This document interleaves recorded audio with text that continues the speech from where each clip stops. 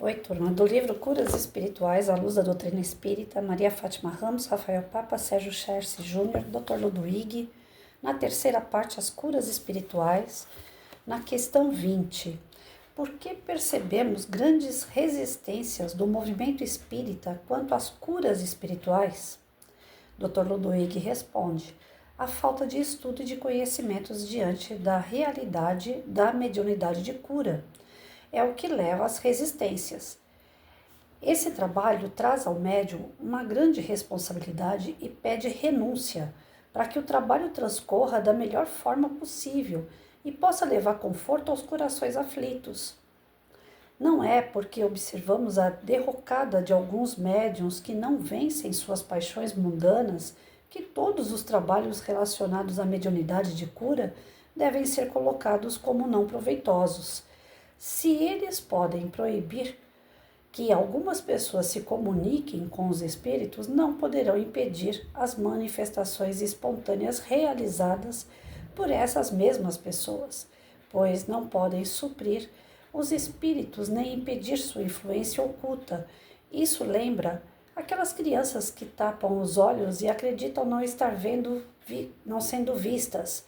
Seria loucura querer suprir uma coisa que oferece grandes vantagens só porque os imprudentes podem abusar dela. O meio de prevenir esses inconvenientes, ao contrário, é fazer que a conheçam a fundo.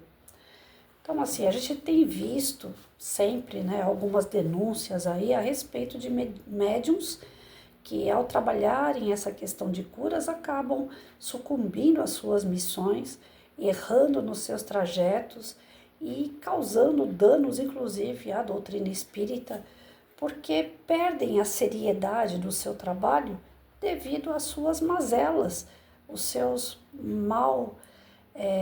problemas mal resolvidos, os seus problemas internos. Então, para ser médium, para trabalhar principalmente com passe, cura, que você envolve muito a espiritualidade nesse trabalho, você tem que estar sintonizado a ela, você tem que estar preparado para isso.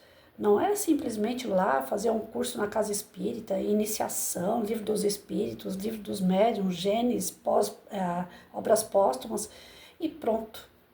Já tenho conhecimento através como que fala? Dos livros básicos, do Allan Kardec. Então agora eu já comecei a praticar dentro desses estudos a minha mediunidade. Pronto, pulo dali e já vou para o trabalho mediúnico e não preciso ler mais, não preciso estudar mais, porque agora eu já sei, já participei de grupos, já assisti muita palestra, já tenho muitos anos de casa. Então, quando começa a dar isso no médium, isso aí chama orgulho. Ele já começou a sucumbir aí. Ele já começou a sua falha quando ele acredita que já sabe tudo. Porque ninguém nunca sabe tudo. Todos nós estamos em processo de aprendizado. Todos os dias, a todo momento, nós aprendemos algo novo. Então é impossível você admitir que uma pessoa que queira andar com a superioridade espiritual fale que ele já sabe tudo, porque nem os espíritos superiores sabem tudo. E eles não se colocam a essa questão. Eles vêm sempre tentando ajudar. Eles estão sempre perto de nós para auxiliar. Os espíritos superiores não estão acima de nós, do tipo assim, você me obedece porque eu sei mais que você. Uma que eles nem dão ordem, eles intuem. Pessoal, o caminho que você está escolhendo aí não está muito legal, pensa direito. Mas a escolha sempre vai ser nossa, o livre-arbítrio é respeitado. Então, o que acontece com o trabalho curador, o trabalho de passes magnéticos, acaba havendo um distúrbio desse trabalho, uma visão alterada em relação ao seu objetivo, em relação à sua existência, não pelo trabalho de cura em si. Não existe aí um problema no trabalho, existe um problema no trabalhador. Então as casas espíritas ficam meio relutantes, Vai que a gente abre uma sala aqui de cura, o médium não é totalmente sério, ele no começo se deslumbra porque ele se encontra como se fosse um médium curador, que o médium curador só tem nome de médium curador, mas na verdade ele é uma pessoa que tem o sexto sentido apurado, a mediunidade, aonde através do seu conhecimento a espiritualidade utiliza ele para que possa curar pessoas. Ele é só um instrumento, o livro inteiro bate nessa tecla. Médium curador não é melhor do que o médium passista, do que o médium que aplica, fluidifica uma água, do que o médium que faz uma palestra, do que o médium que lava uma privada num centro espírita. Não existe diferença de médiums. Todos somos iguais, todos estamos aprendendo. Só que o curador, às vezes, deixa subir para a cabeça, né? Porque ele fala assim, olha lá, tá vendo? A pessoa entrou de bengala, saiu sem. Eu ajudei. Então, ele acaba se deslumbrando com algo que não é dele. Ele só é um instrumento. Quem fez o serviço praticamente inteiro foi a espiritualidade. Ora, Patrícia, se a espiritualidade já pode fazer o serviço, por que precisa do médium? Nós estudamos. Nós vimos que através do fluido da espiritualidade, mais o fluido que existe no corpo do médium, existe uma potencialização dessa carga magnética que pode de verdade auxiliar na troca de fluidos da pessoa. A pessoa que está envolvida com doença, ela está com um fluido baixo, ela está com um fluido que precisa ser, é que nem troca de óleo de carro, né? Vamos ser bem grotesco aqui no exemplo. O teu carro precisa muitas vezes ir lá, tem óleo dentro dele, mas o óleo que tá não tá bom. Você tem que passar lá não sei, é mecânica, creio, vai lá e tira o óleo velho e coloca o bom. É a mesma coisa, o médium ele vai fazer isso. Só que o nosso processo espiritual ele é bem mais detalhado do que uma simples troca de óleo, porque depende muito de como o condutor vai agir com o carro, né? O cara tem que saber como conduzir o corpo dele. Através do quê? Pensamento e sentimento. À medida que ele vai limpando os seus pensamentos e os seus sentimentos, tornando esses pensamentos e sentimentos mais voltados também para coisas boas, para sentimentos e pensamentos positivos, lógico que esse óleo ele vai ganhando cada vez mais essa energia para rodar melhor, né? Então nós precisamos, lá dentro do carro tem a corrente elétrica, ela vai favorecer à medida que você tem órgãos como se fosse o corpo, né? No carro tem que ter as suas peças em ordem, tem que estar com o seu óleo em ordem, mas a corrente elétrica que tem dentro do carro é que faz ele andar, né? Que ajuda ele a se movimentar. A nossa corrente elétrica qual é? Os pensamentos, os nossos sentimentos. Então não é garantido uma cura para uma pessoa se ela não estiver apta realmente com vontade, porque a gente fala que dentro do nosso processo evolutivo, o que mais precisa é ter vontade. Se a pessoa tiver a vontade, ela tiver a fé nisso, que vai dar certo, ela vai fazer uma cirurgia, ela vai sair de lá praticamente curada ou curada. Mas que vai sair melhor, vai. E isso daí não é o médium sozinho, é a pessoa, é o tratamento que vem da área espiritual através do médium e um pouco dos fluidos, da magnetização que o médium é capaz de oferecer. Mas para isso ele tem que ser bom. Então a casa espírita fala, poxa, é tanta coisa que envolve esse processo, que se a gente der a oportunidade de abrir uma sala, é uma bela de uma responsabilidade. E se o médium não arcar? E se as pessoas que vierem não vierem compromissadas? Ou seja, eles têm medo que aquilo faça a casa espírita perder a sua essência de respeito perante a sociedade. As pessoas olharem aquela casa como não acontece nada, vou lá e são tudo médium fraco, a casa é fraca, ou seja, ela prefere dar mais palestras e passes, que é algo que exige responsabilidade, mas nem tanto quanto o de cura. Então, a relutância das casas espíritas está na grande responsabilidade que todos deveriam assumir, não só o médium, ele é apenas o alvo, é que nem na Igreja Católica. Ela é a máxima no mundo inteiro, ela é a maior religião que existe no mundo inteiro, tá? Mas se um padre de uma vila qualquer, jogado em qualquer lugar do mundo, cometer um crime de pedofilia, ou se ele casar, se ele largar a batina, se ele beber, o escândalo que esse padre causa perante a toda a poderosa Igreja Católica faz com que a Igreja tire ele. É mais fácil extirpar o padre da situação e abafar o caso do que manter ele, tentar resgatar esse padre de alguma forma, que ele entre nos eixos novamente daquilo que é esperado dentro da doutrina deles. Porque se ele se mantiver naquela igreja ou se mantiver esse padre dentro da católica, pode ser que a católica sinta respingada nesse processo de escândalo. E o espiritismo não faz isso, né? A não ser que seja extremo grave mesmo. Aí aquele médium não volta para o trabalho. Mas se for um médium que escorregou, né, que sucumbiu, que traiu a esposa dele, alguma coisa nesse sentido, ele é abraçado pela doutrina para ele poder recuperar o tempo perdido, para ele, ninguém vai ser jogado fora da doutrina, a não ser que seja caso muito grave, como já encontramos caso muito grave, de médium que se dizia curador e aproveitava aquele momento para ter relação com as pessoas que eram assistidas, por exemplo. Tem denúncia disso. O espiritismo não se isenta desses escândalos, ele não tira o corpo fora. O espiritismo não tem nada a ver com a conduta daquela pessoa. A pessoa é que usava o espiritismo para ter determinadas condutas ilícitas, assim como ocorre em qualquer outro círculo religioso. Só que no caso da doutrina, essa prudência, esse receio de que ocorra algo ruim é que faz as casas não trabalharem com cura. Então vamos abraçar isso, vamos ficar dependendo de um médium, e se ele não vier trabalhar? E se ele vier e fizer coisa errada? E se der algo errado?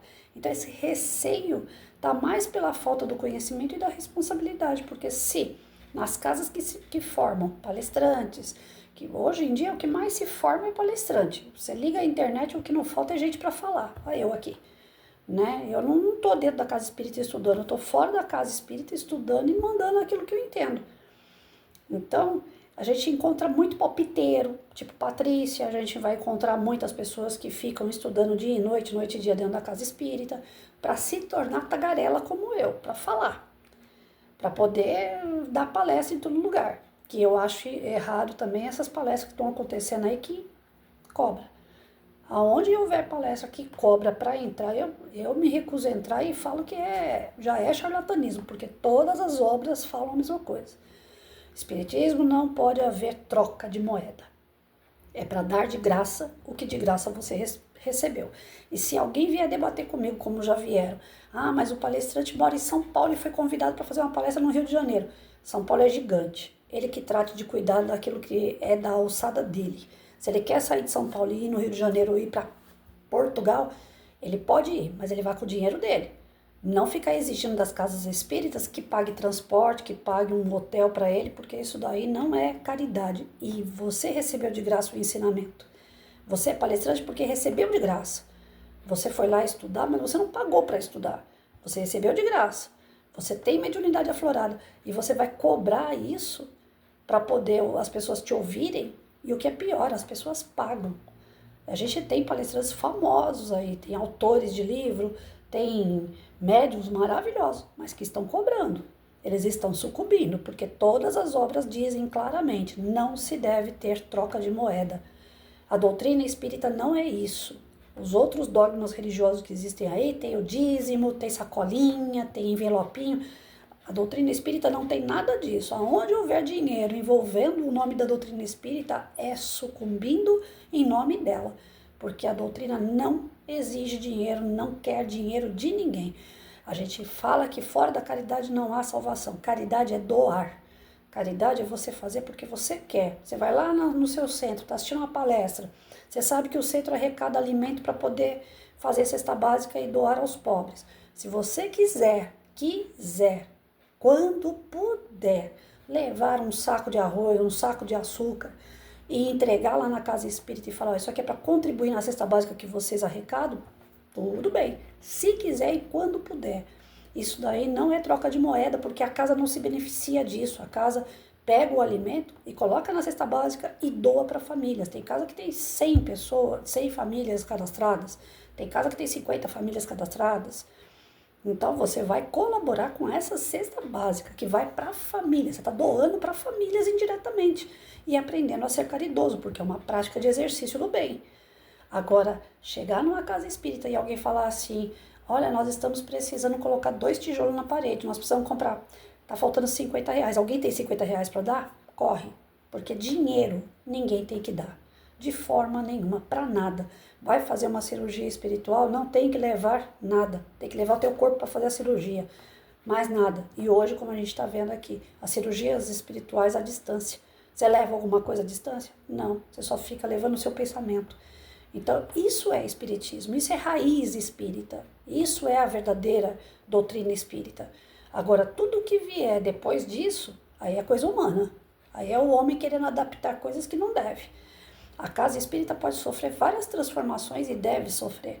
Né? Tem que entrar na tecnologia? Tem que ter um data show a casa espírita, porque fica mais prazeroso assistir uma palestra com imagens, né? Hoje a gente lida muito com imagens. Saiu agora um chip aí que você coloca na cabeça, né? E aí você, através dos seus olhos e aquele chip, você tem como ligar um aparelho na sua casa, você tem como atender um telefone. Ou seja, a tecnologia ela está avançando.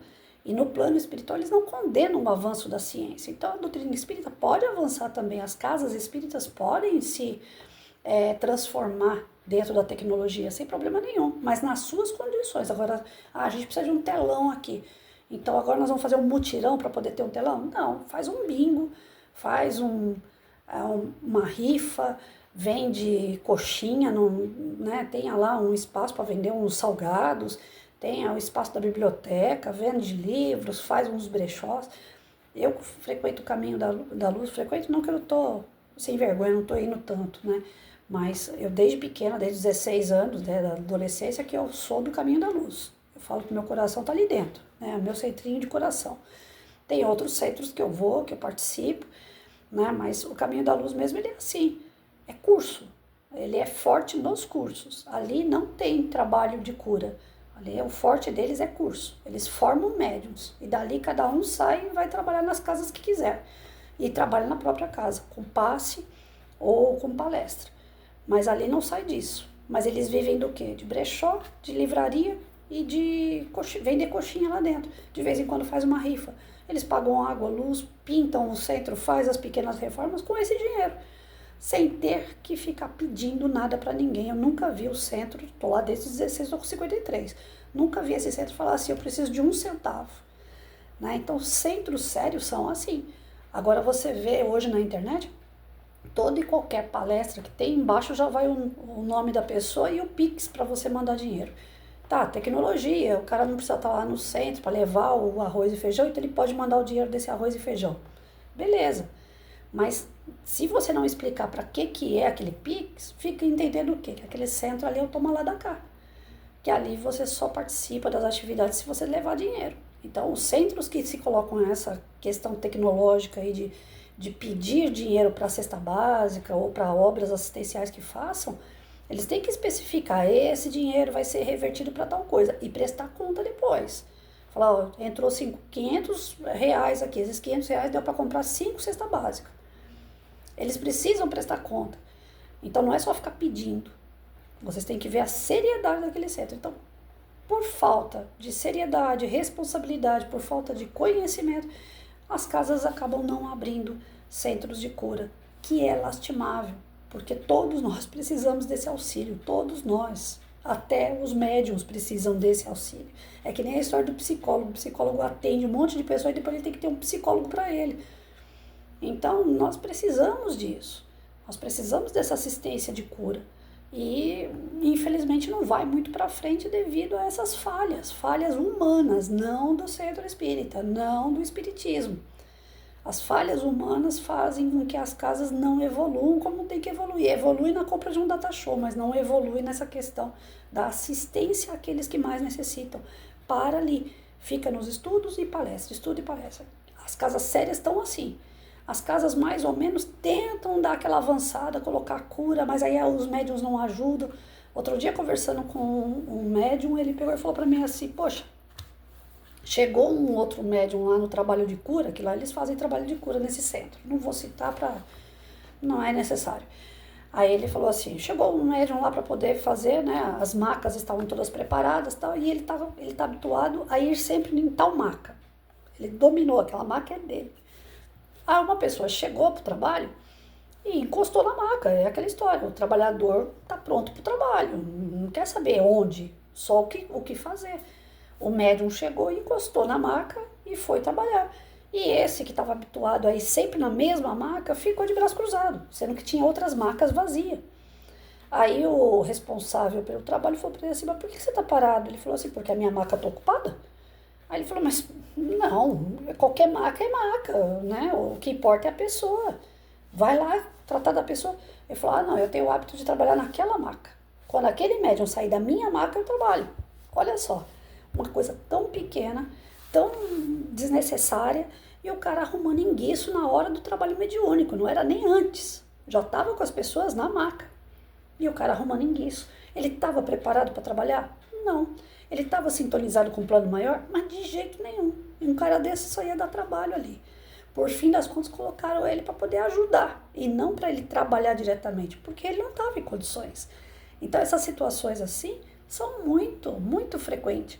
E aí faz com que não só o centro no caminho, não só os médiuns fiquem seguros para trabalhar em equipe, como também o próprio assistido. O assistido também tem medo de ir lá. Eu vou lá e vai que essas pessoas compliquem ainda mais a minha vida. Só que isso vocês não precisam tomar, né, ter cuidado, não precisa ter medo, porque a gente sabe que o médium é só instrumento.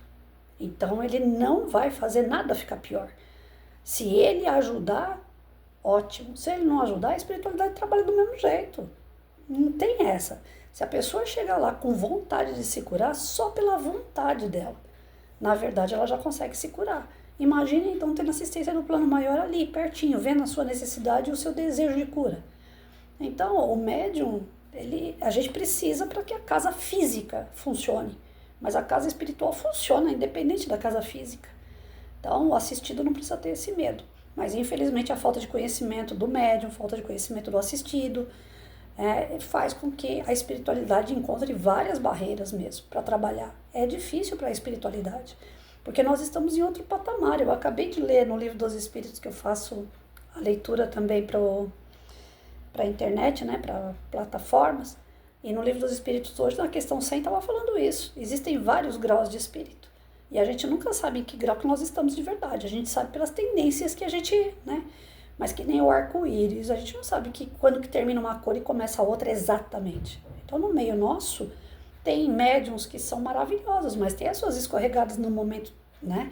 Que faz coisas ruins. As pessoas que vão com muita vontade para se curar, mas chega no momento da sua cura, no momento do seu tratamento, sucumbe também.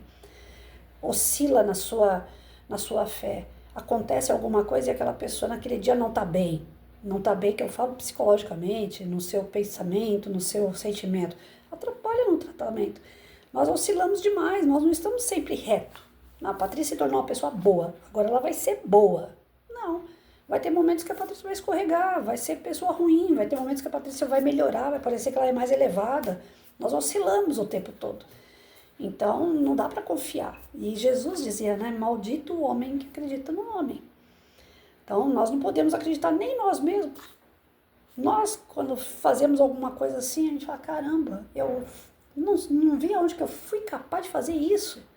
Imagina então o outro, não me surpreende nada o outro errar, o outro sucumbir, porque eu faço isso o tempo todo. Eu estou conversando aqui, sério, sobre um assunto sério. Se eu entrar no Face lá e brincar com meus amigos, daqui a pouco eu falo uma coisa lá que não tem nada a ver com a minha conduta aqui de leitura mais séria. Porque o tempo todo a gente oscila, não é aquela coisa assim reta. Patrícia vai ficar aqui agora, vai virar uma santa. O tempo todo espiritismo, o tempo todo eu estou com o pensamento elevado. Não, não é assim que funciona.